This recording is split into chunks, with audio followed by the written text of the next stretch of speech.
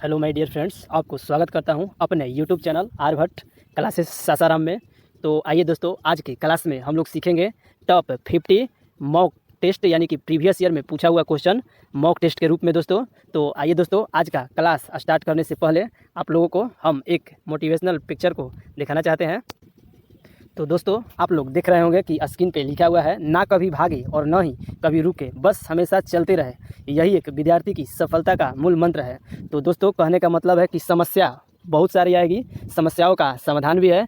हम छात्रों का यही कार्य है दोस्तों कि हम कभी रुके नहीं और अपनी तैयारी में तत्पर रहें। तो चलिए दोस्तों, आज का टॉप 50 मॉक टेस्ट जो प्रीवियस ईयर का पूछा हुआ क्वेश्चन है दोस्तों, तो चलिए आज का क्लास स्टार्ट करते हैं। तो चलिए दोस्तों, आज का क्लास हम लोग स्टार्ट करते हैं। क्लास में आज के फर्स्ट क्वेश्चन में पूछा जा रहा है कि उत्तर गुप्त युग में जो विश्वविद्यालय प्रसिद्ध हो गया था। तो चलिए दोस्तों, इसका सही आंसर हम लोग देखेंगे। तो चलिए, इसका सही आंसर हो जाएगा ऑप्शन नंबर सी, नालंदा विश्वविद्यालय। तो दोस्तों, उत्तर गुप्त युग में जो विश्वविद्यालय प्रसिद्ध हो गया था वो कौन सा था? तो नालंदा विश्वविद्यालय। चलिए नेक्स्ट क्वेश्चन को देखते हैं हम लोग। भारत में नेपोलियन की उपाधि किसे दी गई थी? पूछा जा रहा है क्वेश्चन में, भारत में नेपोलियन की उपाधि किसे दी गई थी? तो चलिए, इसका सही आंसर हो जाएगा ऑप्शन नंबर बी, समुद्रगुप्त को। इसका सही आंसर हो जाएगा समुद्रगुप्त। यानी भारत में नेपोलियन की उपाधि किसे दिया गया था? तो समुद्रगुप्त को। चलिए नेक्स्ट क्वेश्चन को हम लोग देखते हैं। आयुर्वेद के वैद्य चिकित्सा भागवंकी से मानते हैं। तो दोस्तों, इसमें पूछा जा रहा है कि आयुर्वेद के वैद्य चिकित्सा भागवंती से माने जाते हैं। तो चलिए दोस्तों, इसका सही आंसर देखते हैं। तो इसका सही आंसर हो जाएगा धन्वंतरी। यानी कहने का मतलब है कि आयुर्वेद के वैद्य चिकित्सा भागवंती किसे मानते हैं? तो धन्वंतरी। ठीक है। चलिए नेक्स्ट क्वेश्चन को हम लोग देखते हैं। नेक्स्ट क्वेश्चन में पूछा जा रहा है कि पहला गुप्त शासक कौन था? तो ऑप्शन में आप लोग देख रहे होंगे दोस्तों, तो इसका आप लोग सही आंसर देने का प्रयास कीजिएगा। चलिए, इसका सही आंसर हो जाएगा ऑप्शन नंबर ए, श्रीगुप्त। यानी इसमें कौन सा हो जाएगा? श्रीगुप्त। कह रहा कि पहला गुप्त शासक कौन था? तो इसका सही आंसर हो जाएगा श्रीगुप्त। दोस्तों, आपको बता दें कि ये जितना भी क्वेश्चन है प्रीवियस ईयर का पूछा हुआ क्वेश्चन है दोस्तों, तो इस क्वेश्चन को ध्यान से देखने का कोशिश कीजिएगा। तो चलिए दोस्तों, नेक्स्ट क्वेश्चन स्टार्ट करते हैं। नेक्स्ट क्वेश्चन में पूछा जा रहा है, रोमन साम्राज्य के साथ भारत का व्यापार रोमन पर किसके द्वारा आक्रमण के साथ समाप्त हो गया? तो चलिए दोस्तों, इसका सही आंसर देखते हैं। तो इसका सही आंसर हो जाएगा ऑप्शन नंबर सी, हुंडो द्वारा। यानी कहने का मतलब है कि रोमन साम्राज्य के साथ भारत का व्यापार रोम पर किसके द्वारा आक्रमण के साथ समाप्त हो गया? तो हुंडो के द्वारा। चलिए नेक्स्ट क्वेश्चन को देखते हैं। नेक्स्ट क्वेश्चन में पूछा जा रहा है, आर्यभट्ट और वाराहमिहिर के सुविख्यात नाम किसके युग के साथ संबंधित है? तो दोस्तों, इसका सही आंसर हो जाएगा ऑप्शन नंबर ए, गुप्त वंश। यानी आर्यभट्ट और वाराहमिहिर के सुविख्यात नाम किसके युग के साथ संबंधित है? तो गुप्त वंश के। चलिए नेक्स्ट क्वेश्चन को देखते हैं। नेक्स्ट क्वेश्चन 7 नंबर में पूछा जा रहा है, इलाहाबाद के स्तंभ में किसकी उपलब्धियां उत्कीर्ण है? तो चलिए दोस्तों, इसमें सही आंसर देखते हैं। तो इसमें सही आंसर हो जाएगा option number b, Samudragupta. Allahabad के स्तंभ में किसकी उपलब्धियां उत्कीर्ण है? तो समुद्रगुप्त की। दोस्तों, आपको बता दें, ये एक मॉक टेस्ट है, तो आप लोगों को इसका डिटेल जानकारी इस वीडियो में नहीं देंगे। तो दोस्तों, आप लोग इसमें कोशिश कीजिएगा कि टॉप 50 क्वेश्चन में से कम 30 क्वेश्चन को सही करने का प्रयास कीजिएगा। ये जितना भी क्वेश्चन है प्रीवियस ईयर में पूछा हुआ क्वेश्चन है, तथा ये मोस्ट इंपॉर्टेंट क्वेश्चन है दोस्तों। आप लोग को इतना ध्यान रहना चाहिए कि एग्जाम में हमारा जो भी क्वेश्चन रिपीट करता है वो एक प्रीवियस ईयर का ही क्वेश्चन रहता है, तथा क्वेश्चन को थोड़ा बहुत घुमा देता है। तो हम लोग ज़्यादा से ज़्यादा बुक खत्म करने का कोशिश नहीं करेंगे दोस्तों। हम लोग जितना हो सकता है प्रीवियस ईयर में पूछा हुआ क्वेश्चन का अध्ययन करने का कोशिश करेंगे, तथा प्रीवियस ईयर में क्वेश्चन जो पूछा जा रहा है उसका पूरा डिटेल से पढ़े। ठीक है। तो कहने का मतलब ये है कि हार्ड वर्क करने से कोई फ़ायदा नहीं है। आज की डेट में आप लोग स्मार्ट वर्क कीजिए, जितना हो सकता है प्रीवियस ईयर में पूछा हुआ क्वेश्चन का ही अध्ययन कीजिए। तो चलिए दोस्तों, हम लोग नेक्स्ट क्वेश्चन को देखते हैं। नेक्स्ट प्रश्न में पूछ रहा है, चीनी यात्री फहियान किस गुप्त शासक के शासनकाल के दौरान भारत आया था? ये भी दोस्तों VVI क्वेश्चन है, इसे भी आप लोग देखने का कोशिश कीजिएगा। तो चलिए, इसका सही आंसर देखते हैं। तो इसका सही आंसर हो जाएगा option number c. Option number c में दिया है चंद्रगुप्त द्वितीय। यानी चीनी यात्री फहियान किस गुप्त शासक के शासनकाल में के दौरान भारत आया था? तो चंद्रगुप्त द्वितीय के। चलिए दोस्तों, अगर वीडियो अच्छा लग रहा होगा तो लाइक और शेयर जरूर कीजिएगा। तो नेक्स्ट क्वेश्चन को हम लोग देखते हैं। नेक्स्ट क्वेश्चन में पूछा जा रहा है गुप्त शासकों के बारे में निम्नलिखित में से कौन सा कथन सही नहीं है। तो दोस्तों इसमें क्वेश्चन में जो ऑप्शन में जो दे रहा है सही नहीं, उसका चयन करना है। तो चलिए दोस्तों इसका सही आंसर देखते हैं। तो इसका सही आंसर हो जाएगा option number b. Option number b में ये जो दे रहा है कि राजपद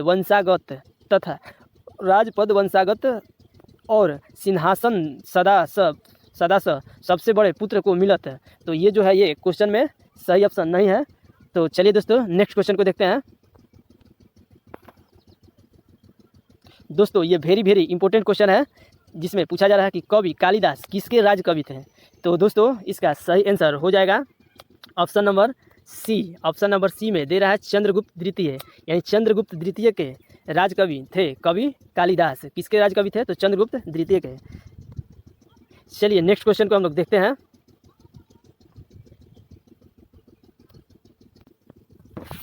तो चलिए दोस्तों नेक्स्ट क्वेश्चन में पूछा जा रहा है कि गुप्त युग का प्रवर्तक कौन था। तो दोस्तों ये VVI क्वेश्चन है और बार बार एग्जाम में पूछा हुआ क्वेश्चन है। तो चलिए दोस्तों इसका सही आंसर देखते हैं। तो इसका सही आंसर हो जाएगा ऑप्शन नंबर बी, श्रीगुप्त। यानी गुप्त युग का प्रवर्तक कौन था? तो श्रीगुप्त था। चलिए नेक्स्ट क्वेश्चन को देखते हैं। नेक्स्ट क्वेश्चन में पूछा जा रहा है गुप्त राजवंश किस लिए प्रसिद्ध था। तो आइए दोस्तों इसका सही आंसर हम लोग देखते हैं। तो इसका सही आंसर हो जाएगा ऑप्शन नंबर ए, कला और स्थापत्य के लिए। इसमें दोस्तों इसमें एक ही में दे दिया गया है, इसमें सही हो जाएगा कला और स्थापत्य के लिए। तो चलिए दोस्तों नेक्स्ट क्वेश्चन को देखते हैं। गुप्त शासकों की सरकारी भाषा थी। तो दोस्तों इसमें सही आंसर हो जाएगा ऑप्शन नंबर डी, संस्कृत भाषा। यानी गुप्त शासकों की सरकारी भाषा कौन सी थी? तो संस्कृत भाषा थी। चलिए नेक्स्ट क्वेश्चन को देखते हैं। नेक्स्ट क्वेश्चन में पूछा जा रहा है गुप्त शासन के दौरान निम्नलिखित में से ऐसा व्यक्ति कौन था जो एक महान खगोल विज्ञानी तथा गणितज्ञ था।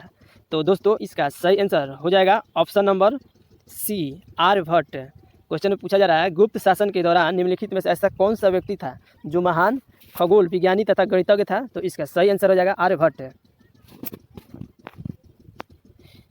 चलिए दोस्तों हम लोग देखते हैं गुप्त राजा जिसने विक्रमादित्य की पदवी ग्रहण की थी वह था। तो चलिए इसका सही आंसर देखते हैं। तो इसका सही आंसर हो जाएगा ऑप्शन नंबर सी, चंद्रगुप्त द्वितीय। तो चलिए दोस्तों नेक्स्ट क्वेश्चन में पूछा जा रहा है निम्नलिखित में से गुप्त वंश का वह राजा कौन था जिसने हूणों को भारत पर आक्रमण करने से रोका। तो चलिए दोस्तों इसका सही आंसर देखते हैं। तो इसका सही आंसर हो जाएगा ऑप्शन नंबर सी, चंद्रगुप्त द्वितीय। दोस्तों कुछ क्वेश्चन जो है गुप्त वंश से लिया गया है। तो चलिए बहुत ही अब कम क्वेश्चन है गुप्त वंश से, तो सारे क्वेश्चनों को हम लोग को देखना इंपॉर्टेंट है। ये जो क्वेश्चन जितना भी दिख रहा है ये VVI क्वेश्चन है दोस्तों। हम आशा करते हैं कि आप लोग कोई भी क्वेश्चन छोड़िएगा नहीं। तो चलिए नेक्स्ट क्वेश्चन को हम लोग देखते हैं। नेक्स्ट प्रश्न में पूछा जा रहा है गुप्त संवत निम्नलिखित में से किसके द्वारा स्थापित किया गया था। तो चलिए दोस्तों इसका सही आंसर देखते हैं। तो इसका सही आंसर हो जाएगा ऑप्शन नंबर ए, चंद्रगुप्त प्रथम। यानी गुप्त संवत निम्नलिखित में से किसके द्वारा स्थापित किया गया था? तो चंद्रगुप्त प्रथम के द्वारा। चलिए नेक्स्ट क्वेश्चन को देखते हैं। गुप्त काल में किस धातु के सर्वाधिक सिक्के जारी किए गए। तो इसका सही आंसर हो जाएगा ऑप्शन नंबर ए, सोना का। गुप्त काल में किस धातु के सर्वाधिक सिक्के जारी किए गए? तो सोना का। चलिए दोस्तों नेक्स्ट क्वेश्चन को हम लोग देखते हैं। नेक्स्ट प्रश्न में पूछा जा रहा है चंद्रगुप्त द्वितीय और किस नाम से जाना जाता है। तो दोस्तों ये एक वेरी इंपॉर्टेंट क्वेश्चन है। तो चलिए इसका सही आंसर देखते हैं। तो इसका सही आंसर हो जाएगा ऑप्शन नंबर सी, विक्रमादित्य। यानी चंद्रगुप्त द्वितीय और किस नाम से जाना जाता है? तो विक्रमादित्य के नाम से। चलिए नेक्स्ट क्वेश्चन को देखते हैं। नेक्स्ट प्रश्न में पूछा जा रहा है निम्नलिखित में से किनके सिक्के संगीत के प्रति उनका प्रेम दर्शाते हैं। तो दोस्तों इसका सही आंसर देखते हैं। तो इसका सही आंसर हो जाएगा गुप्तों के। यानी जो गुप्तों के जो सिक्के थे संगीत के प्रति उनका प्रेम का दर्शाता था, प्रेम का रूप को दर्शाता था। चलिए नेक्स्ट क्वेश्चन को हम लोग देखते हैं। नेक्स्ट प्रश्न में पूछा जा रहा है बाणभट्ट निम्नलिखित में से किस सम्राट के राज दरबारी कवि थे। तो चलिए दोस्तों इसका सही आंसर देखते हैं। तो इसका सही आंसर हो जाएगा ऑप्शन नंबर सी, हर्षवर्धन। यानी बाणभट्ट जो थे किसके राज दरबार कवि थे? तो हर्षवर्धन के। चलिए नेक्स्ट क्वेश्चन को हम लोग देखते हैं। नेक्स्ट प्रश्न में पूछ रहा है हर्षवर्धन अपनी धार्मिक सभा कहाँ किया करता था। तो चलिए दोस्तों इसका सही आंसर देखते हैं। तो इसका सही आंसर हो जाएगा ऑप्शन नंबर बी, प्रयाग में। यानी हर्षवर्धन अपनी धार्मिक सभा कहाँ किया करता था? तो प्रयाग में। चलिए नेक्स्ट क्वेश्चन को हम लोग देखते हैं। नेक्स्ट क्वेश्चन में पूछा जा रहा है एक महान रोमानी नाटक कंदावरी का लेखक कौन है? तो दोस्तों इसका सही आंसर हो जाएगा ऑप्शन नंबर ए, बाणभट्ट। दोस्तों उम्मीद करते हैं आप इस क्वेश्चन का सही जवाब दिए होंगे। दोस्तों ये क्वेश्चन बहुत बार पूछा हुआ है। ये क्वेश्चन का कितना बार पूछा है इसका अंत नहीं है दोस्तों। ये जितना भी क्वेश्चन आपसे स्क्रीन पर दिख रहा है ये वेरी वेरी इंपॉर्टेंट क्वेश्चन है। तो इन क्वेश्चनों का आप लोग ज़्यादा से ज़्यादा देखने का प्रयास कीजिएगा। तो चलिए दोस्तों नेक्स्ट क्वेश्चन को हम लोग देखते हैं। नेक्स्ट क्वेश्चन में पूछा जा रहा है निम्नलिखित में से किसकी रचना हर्षवर्धन ने नहीं की थी? तो दोस्तों ये 4 ऑप्शन है, इसमें से बताना है कि हर्षवर्धन ने किसकी रचना नहीं की थी। तो चलिए इसका सही आंसर हम लोग देखते हैं। तो इसका सही आंसर हो जाएगा हर्षचरित है। हर्ष जो चरित है ये हर्षवर्धन ने नहीं की थी, यानी की थी रत्नावली, प्रियदर्शिका और नागानंद अगर कह देगा। तो इसका जो रचना था किसने किया था? तो हर्षवर्धन ने। और हर्षचरित जो है ये इसको किसने किया था? तो इसका बाणभट्ट ने रचना किया था। और ये जो तीनों ऑप्शन है उसको किसने किया था? हर्षवर्धन ने। चलिए दोस्तों नेक्स्ट क्वेश्चन को देखते हैं। हर्ष द्वारा आयोजित कनौज सभा किसके सम्मान में की गई थी? तो चलिए दोस्तों इसका सही आंसर देखते हैं। तो इसका सही आंसर हो जाएगा हुएन सांग के द्वारा। ठीक है, हुएन सांग के द्वारा, यानी ऑप्शन नंबर 3 हो जाएगा। तो दोस्तों हम आशा करते हैं ये क्वेश्चन को एक बार नहीं बार बार देखने का कोशिश कीजिएगा, क्योंकि ये जितना भी क्वेश्चन है वेरी वेरी इंपॉर्टेंट क्वेश्चन है। चलिए नेक्स्ट क्वेश्चन को देखते हैं। नेक्स्ट प्रश्न में पूछा जा रहा है वायुमंडलीय दाब मापने का पैमाना है। तो दोस्तों इसमें सही आंसर हो जाएगा ऑप्शन नंबर ए, यानी वायुमंडलीय दाब को मापने के लिए किसका प्रयोग किया जाता है?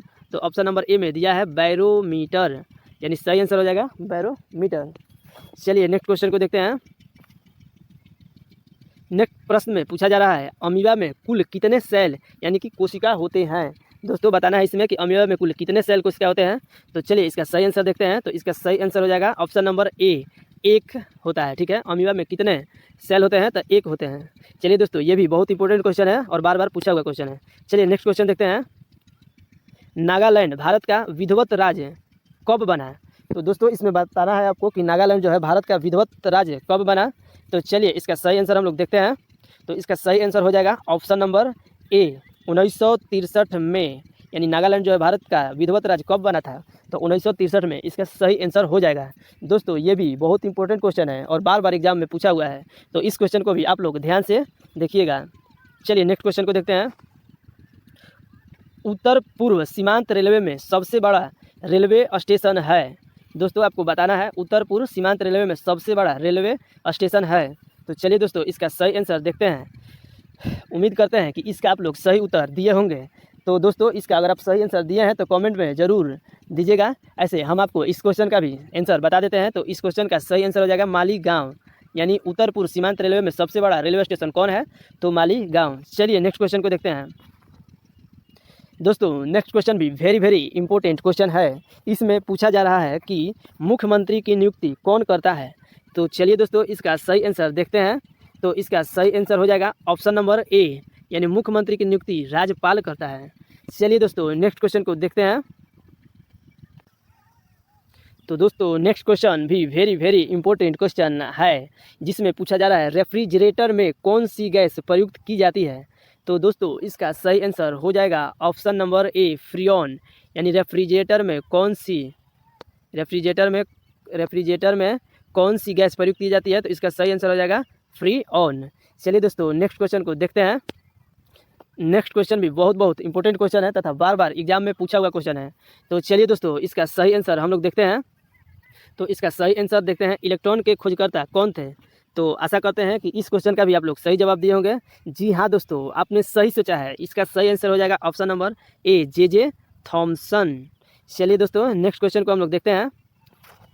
नेक्स्ट प्रश्न में पूछा जा रहा है असमिया भाषा में मुद्रित प्रथम पुस्तक के लेखक कौन है? तो दोस्तों इसका सही आंसर हो जाएगा ऑप्शन नंबर ए, आत्मा राम शर्मा। दोस्तों असमिया भाषा में मुद्रित प्रथम पुस्तक के लेखक कौन है? तो आत्मा राम शर्मा। आइए दोस्तों नेक्स्ट क्वेश्चन को हम लोग देखते हैं। नेक्स्ट प्रश्न में पूछा जा रहा है रविंद्रनाथ टैगोर ने भारत के राष्ट्रीय गान के अलावा किस देश का राष्ट्रीय गान? दोस्तों कुछ क्वेश्चन इसमें छूट गया है तो हम अपने बोल दे रहे हैं जिसमें पूछा जा रहा है कि रविन्द्रनाथ टैगोर भारत के राष्ट्रीय गान के अलावा किन किन अन्य देश का राष्ट्रगान का निर्माण किया था। तो दोस्तों इसका सही आंसर हो जाएगा ऑप्शन नंबर ए, बांग्लादेश का। दोस्तों रविन्द्रनाथ टैगोर जो है बांग्लादेश का राष्ट्रीय गान का निर्माण किया था। आइए दोस्तों नेक्स्ट क्वेश्चन को देखते हैं। दोस्तों नेक्स्ट क्वेश्चन भी जो है वेरी वेरी इंपॉर्टेंट क्वेश्चन है, जिसमें पूछा जा रहा है कि हीटर के तार किन चीज़ों के बने होते हैं। तो दोस्तों इसका सही आंसर देने का प्रयास कीजिएगा। तो दोस्तों इसका सही आंसर हो जाएगा ऑप्शन नंबर ए, नाइक्रोम का। यानी हीटर के तार जो है किस चीज़ के बने होते हैं। तो इसका सही आंसर हो जाएगा ऑप्शन नंबर ए, नाइक्रोम का। आइए नेक्स्ट क्वेश्चन देखते हैं हम लोग। नेक्स्ट क्वेश्चन में पूछा जा रहा है लोहे पर जंग लगने से उसका भार, यानी अब आपको आगे बताना है लोहे पर जंग लगने से उसका भार में क्या होगा।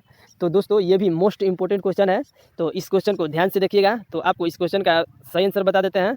ऑप्शन नंबर ए हो जाएगा बढ़ता है। ठीक है दोस्तों, ऑप्शन नंबर ए में क्या हो जाएगा, बढ़ता है। यानी लोहे पर जंग लगने से उसका भार में क्या होगा, तो लोहे का जंग में भार लगने से वह बढ़ता है। ये दोस्तों जितना भी क्वेश्चन है वेरी वेरी इंपॉर्टेंट क्वेश्चन है। दोस्तों उम्मीद करते हैं कि ये वीडियो आपको अच्छा लगेगा, तथा दोस्तों इस वीडियो में जो भी हमारे द्वारा कमी है आप हमें बताने का प्रयास कीजिए। हम ज़्यादा से ज़्यादा कोशिश करेंगे अपने कमी को सुधारने का। तो दोस्तों जब तक आप बताइएगा नहीं तब तक हम अपने कमी को कैसे सुधारेंगे। तो उम्मीद करते हैं कि आप लोग कमेंट में ज़रूर हमारा कमियों को बताइए। अगर वीडियो अच्छा लग रहा है यानी कि हमारे में कमी नहीं है तो दोस्तों उसको भी बताइए। आपके बताने से हमें मोटिवेट मिलता है दोस्तों। तो दोस्तों अगर वीडियो अच्छा लगता है तो उम्मीद करते हैं कि आप लोग शेयर भी अवश्य करते होंगे तथा लाइक जरूर कीजिएगा। देखते हैं हम लोग नेक्स्ट क्वेश्चन जो इम्पोर्टेंट है। आइए नेक्स्ट क्वेश्चन में पूछा जा रहा है विश्व का सबसे बड़ा नदी द्वीप माजुली असम के किस जिले में स्थित है। तो दोस्तों आपको बताना है कि जो सबसे बड़ा नदी द्वीप माजुली है असम के किस जिले में स्थित है। तो चलिए दोस्तों इसका सही आंसर हम लोग देखते हैं। तो इसका सही आंसर हो जाएगा ऑप्शन नंबर ए, यानी पतालपुरी। ठीक है, यानी विश्व का सबसे बड़ा नदी द्वीप माजुली जो है किस जिले में स्थित है, तो पतालपुरी में। चलिए दोस्तों नेक्स्ट क्वेश्चन को देखते हैं। दोस्तों नेक्स्ट क्वेश्चन भी वेरी वेरी इंपॉर्टेंट क्वेश्चन है। ध्वनि की चाल अधिकतम किसमें होती है। तो दोस्तों आपको बताना है ध्वनि की चाल किसमें अधिक होती है। आप लोग को पता होगा कि जो ध्वनि की चाल है सबसे अधिक इस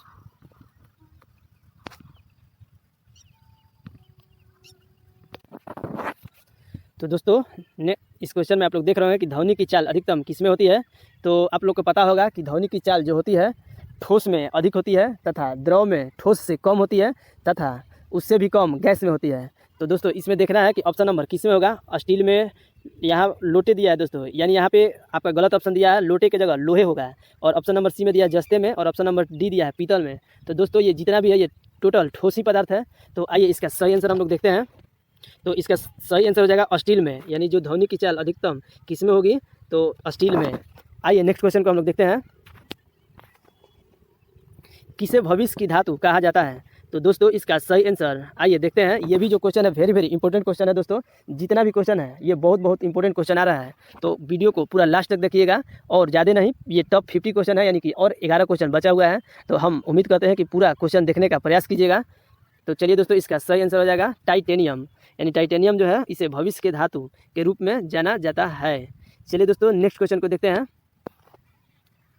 नेक्स्ट प्रश्न में पूछा जा रहा है कौन सा तत्व स्वतंत्र अवस्था में पाया जाता है। तो चलिए दोस्तों इसका सही आंसर देखते हैं। तो इसका सही आंसर हो जाएगा option number A. Option number A हो जाएगा सल्फर। ठीक है, इसका कौन सा आंसर हो जाएगा, तो ऑप्शन नंबर ए में जो है सल्फर कौन सा तत्व स्वतंत्र अवस्था में पाया जाता है। तो सल्फर जो है स्वतंत्र अवस्था में पाया जाता है। तो चलिए नेक्स्ट क्वेश्चन को देखते हैं। नेक्स्ट प्रश्न में पूछा जा रहा है कि दिल्ली के सुल्तान राजिया सुल्तान किसकी पुत्री थी। तो दोस्तों इसमें आपको सही ऑप्शन देखना है। तो चलिए इसका सही ऑप्शन हो जाएगा ऑप्शन नंबर ए। इसमें सही हो जाएगा इल्तुतमिश की। ठीक है दोस्तों, दिल्ली की सुल्तान जो राजिया सुल्तान थी किसकी पुत्री थी, तो इल्तुतमिश की। चलिए नेक्स्ट क्वेश्चन को देखते हैं। नेक्स्ट प्रश्न में पूछा जा रहा है मंदिरों की पुण्य भूमि भारत के किस राज्य को कहा जाता है। तो आइए दोस्तों इसका सही आंसर देखते हैं। तो इसका भी सही आंसर हो जाएगा ऑप्शन नंबर ए, यानी मंदिरों की पुण्य भूमि जो है भारत के किस राज्य को कहा जाता है। तो इसका सही आंसर हो जाएगा तमिलनाडु को। चलिए नेक्स्ट क्वेश्चन देखते हैं। ये भी क्वेश्चन जो था इंपॉर्टेंट क्वेश्चन था। आइए देखते हैं उससे भी वेरी वेरी इंपॉर्टेंट क्वेश्चन, जिसमें पूछा जा रहा है महाराष्ट्र के प्रथम मुख्यमंत्री कौन थे। तो चलिए दोस्तों इसका सही आंसर देखते हैं। तो इसका भी सही आंसर हो जाएगा YB चौहान। YB जो चौहान है ये महाराष्ट्र के प्रथम मुख्यमंत्री थे। चलिए नेक्स्ट क्वेश्चन को देखते हैं। नेक्स्ट प्रश्न में पूछा जा रहा है भारत का मैनचेस्टर किसे कहा जाता है।